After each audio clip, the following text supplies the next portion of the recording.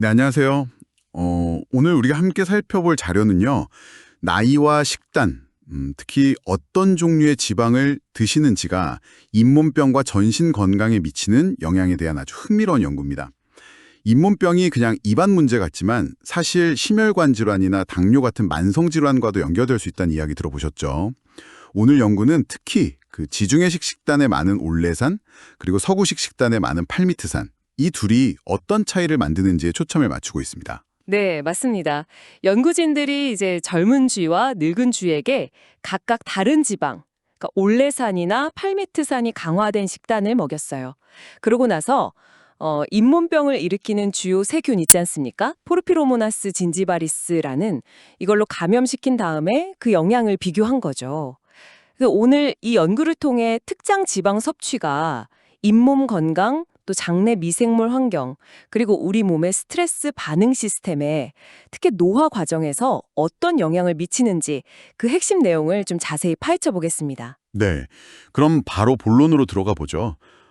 연구 결과를 보니까 팔미트산, 그 PA라고 하죠. 네. 이게 풍부한 식단은 잇몸병 세균에 감염됐을 때 구강 내 뼈 손실을 악화시켰다고요. 네. 근데 특히 주목할 점이 이게 나이든 주에게서도 훨씬 더 뚜렷하게 나타났다는 거죠. 맞습니다. 그 효과가 나이든 쥐에서 더 크게 나타났어요. 반면에 올레산, OA가 풍부한 식단은 이런 손상을 좀 완화하는 뭐랄까 보호 효과를 보였습니다. 아, 보호 효과요? 그럼 왜 그런 차이가 나는 걸까요? 그 이유를 좀 살펴보면 팔미트산 식단은 그 뼈를 파괴하는 세포, 우리가 파골세포라고 부르죠. 네네, 파골세포. 그 파골세포의 분화를 막 촉진하고요. 또 골수세포 자체를 염증 반응에 더 취약하게, 약간 민감하게 만들었어요. 아, 올레산 식단은 반대로 이런 부정적인 효과를 줄여준 거고요. 그렇군요.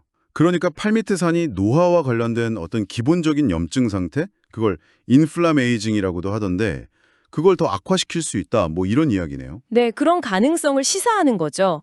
노화가 진행되면서 이미 몸에 약간의 기저염증이 있는데 팔미트산이 이걸 더 심화시킬 수 있다는 겁니다. 이게 쥐실험이긴 하지만 우리 실생활에도 시사하는 바가 크겠는데요. 물론 쥐 실험 결과를 바로 사람에게 적용하긴 조심스럽지만 중요한 생물학적 기전을 보여주는 건 맞습니다. 특히 특정 포화지방, 그러니까 팔미트산 같은 게 만성 염증을 촉진할 수 있다는 건 다른 연구들에서도 꾸준히 제기되어 왔거든요. 그래서 나이가 들수록 식단 관리가 왜 더 중요해지는지 그 이유 중 하나를 설명해 준다고 볼 수 있겠습니다. 이번 문제만이 아니었죠. 장 건강에도 영향이 있었다고요. 팔미트산 식단은 장내 미생물 구성도 빠르게 변화시켰다면서요? 네, 맞아요. 팔미투산 식단은 장내 미생물 생태계를 좀 흔들었습니다. 특정 세균, 예를 들면 라크노스피라과 같은 것들은 늘어나고 아, 반면에 이제 유익균으로 알려진 아커만시아 같은 종류는 줄어드는 그런 변화를 보였어요. 아커만시아 하면 장벽 강화에 좋다고 알려진 그 균 아닌가요? 네, 맞습니다. 그런 유익균은 줄어든 거죠. 반면에 올레산 식단은 일반 식단과 비슷하게 장내 미생물 환경을 비교적 안정적으로 유지하는 데 도움을 줬습니다. 그럼 그 회복력이라는 측면에서도 차이가 있었겠네요. 뭔가 외부 충격이 왔을 때 말이죠. 정확히 보셨습니다. 그게 또 중요한 포인트인데요. 연구진이 항생제를 투여해서 장내 환경을 일부러 교란시켜 봤어요. 네. 그랬더니 올레산 식단에 섭취한 쥐들의 장내 미생물 군집이 팔미트산 그룹에 비해서 훨씬 빠르고 안정적으로 회복되는 모습을 보였습니다. 오, 특히 이게 나이든 쥐에서 더 두드러졌는데 올레산 식단이 미생물 네트워크의 안정성 지표, 모듈성이라고 표현하던데요. 그걸 높여서 외부 교란에 더 잘 대처할 수 있게 만든 거죠. 흥미롭네요. 팔미트산 그룹은 회복이 더뎠고요. 네, 회복이 더 느리고 불안정했습니다. 이런 입안과 장에서의 차이가 결국 전신적인 스트레스 반응에도 영향을 미쳤다는 거죠. 그 스트레스 감소 지질 매개체 PI 8.1, 8.1 수치를 측정했더니 결과가 다 났다고요? 네, 그 PI 8.1, 8.1이라는 지질 매개체가 있는데요. 이게 우리 몸의 스트레스 상황에서 염증을 조절하고 좀 진정시키는 역할을 하는 걸로 추정됩니다. 그런데 팔미트산 그룹은 감염이라는 스트레스를 겪은 후에 이 수치가 낮아졌어요. 특히 나이든 쥐에서요. 반면에 올레산 그룹은 상대적으로 높은 수치를 유지했습니다. 아, 그러니까 올레산이 어떤 전신적인 스트레스 관리 능력에도 좀 긍정적인 영향을 줄 수 있다? 이런 가능성을 보여주는 거군요. 그렇죠. 종합해보면 팔미트산은 입방과 골수에서 염증을 좀 촉진하고 장내 환경을 불안정하게 만들고 스트레스 대응 능력까지 약화시켜서 특히 노화된 개체에서는 감염의 악영향을 더 크게 만들 수 있다. 이렇게 볼 수 있습니다. 반면에 올레산은 여러 경로를 통해 보호 효과를 나타냈고요. 물론 나이 자체도 중요한 요인이긴 합니다.